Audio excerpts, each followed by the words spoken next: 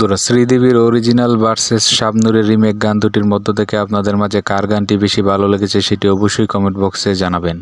আর ভিডিওটি ভালো লেগে থাকলে ভিডিওটিতে একটি লাইক দিয়ে চ্যানেলটি সাবস্ক্রাইব করে আমাদের সঙ্গেই থাকবেন।